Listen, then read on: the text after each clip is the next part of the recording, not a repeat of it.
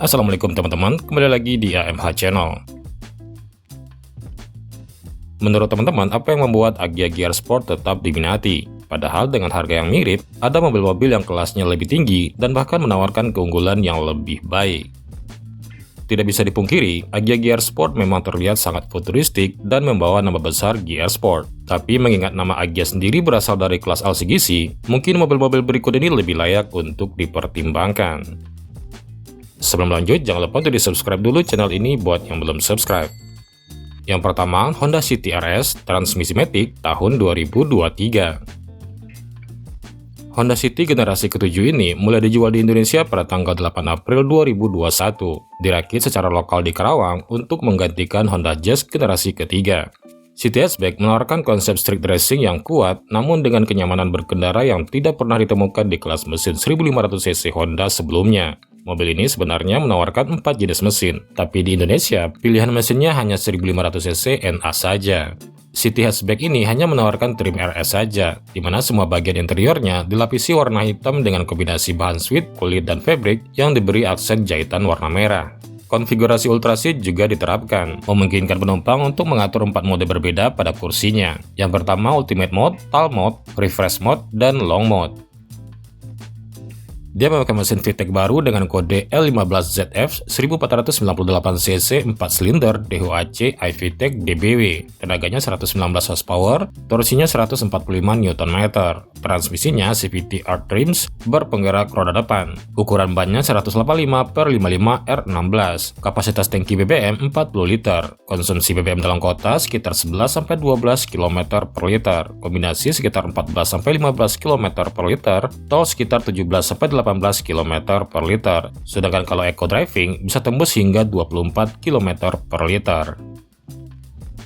Fiturnya, Remote Engine Start, lampu full LED, rem ABS plus EBD plus BA, akses smart key di kedua pintu depan, electric retractable side mirror, stability control, hill start assist, tombol sensor parkir, engine start button, setir lapis kulit, telescopic steering, pedal shift, audio steering control, cruise control, 6 buah airbags, 8 buah speaker, head unit Android dengan koneksi Apple CarPlay dan Android Auto, kamera mundur, AC digital auto climate dengan arah semburan lengkap dan heater, vanity mirror kiri kanan, 2 buah power outlet di baris kedua, 3 buah headrest, kursi Isofix, Ultra Seat, lampu bagasi, ban serep velg alloy, antena shark fin, defogger belakang, wiper belakang, dan sensor parkir.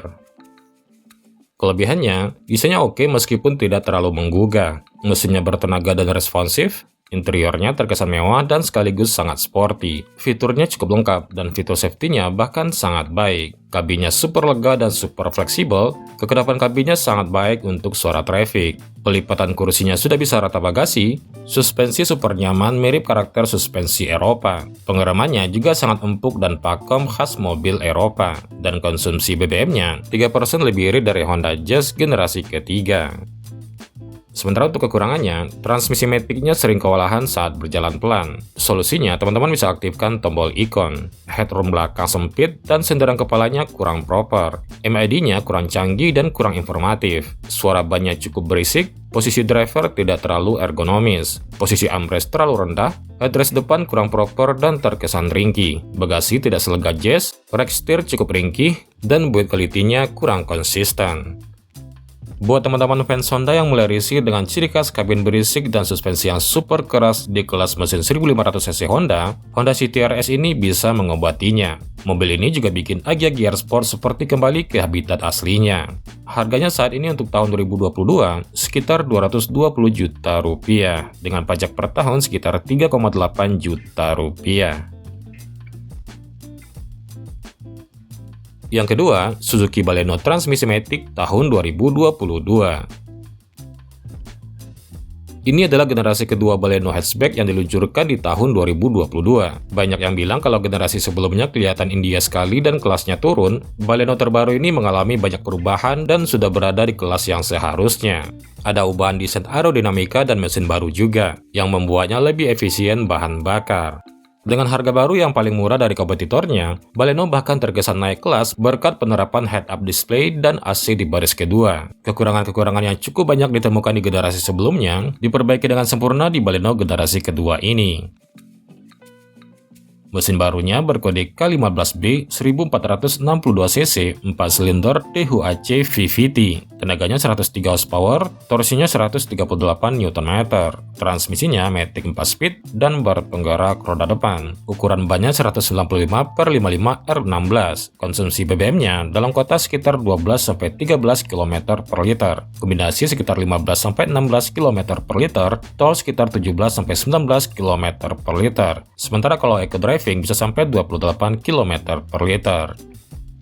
Fiturnya, headlamp projector LED, lampu DRL, rem ABS plus EBD plus BA, akses smart key di kedua pintu, kunci immobilizer, electric retractable side mirror, stability control, hill start assist, tombol sensor parkir, tombol head-up display, tombol kamera 360, pengaturan ketinggian lampu depan, engine start-stop button, head-up display, MID super lengkap, setir lapis kulit, telescopic steering, audio steering control, Bluetooth teleponi, cruise control, 6 buah airbag, head unit Android dengan koneksi Apple CarPlay dan Android Auto, kamera mundur, AC digital auto climate dengan arah sembrang lengkap dan heater, vanity mirror kiri kanan dengan lampu, spion tengah auto dimming, kisi-kisi AC belakang, 2 buah power outlet USB di baris kedua, 3 buah headrest belakang, kursi ISOFIX, lampu bagasi, ban serep valet kaleng, defogger belakang, wiper belakang, dan sensor parkir 4 titik.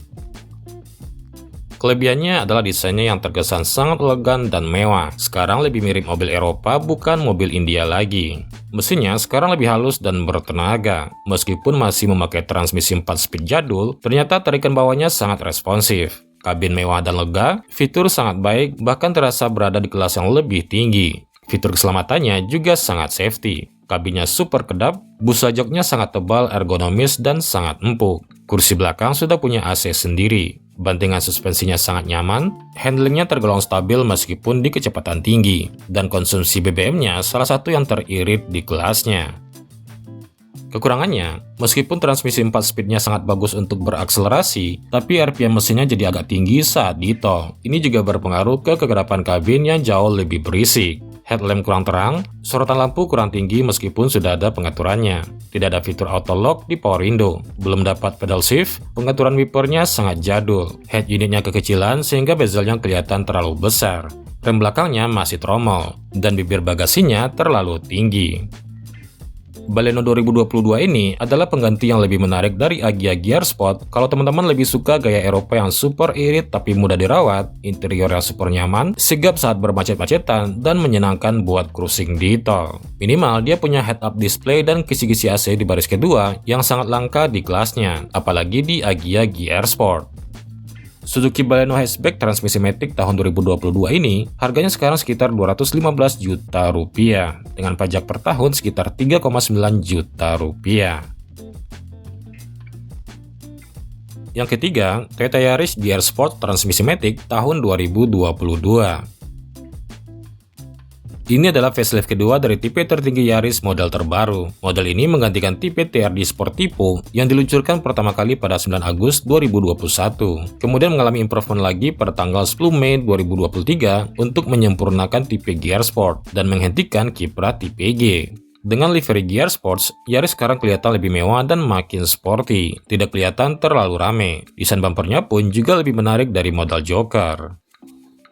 Dia masih menggunakan mesin yang sama dengan tipe TRD Sportivo dengan kode 2NRFE 1496cc 4 silinder THUAC Dual VVT-i. Tenaganya 107 PS, torsinya 140 Nm, transmisinya CVT 7-speed, penggerak roda depan, ukuran bannya 195/50 R16. Konsumsi BBM-nya dalam kota sekitar 12-13 km per liter, kombinasi sekitar 14-16 km per liter, dan full tol sekitar 17-19 km per liter.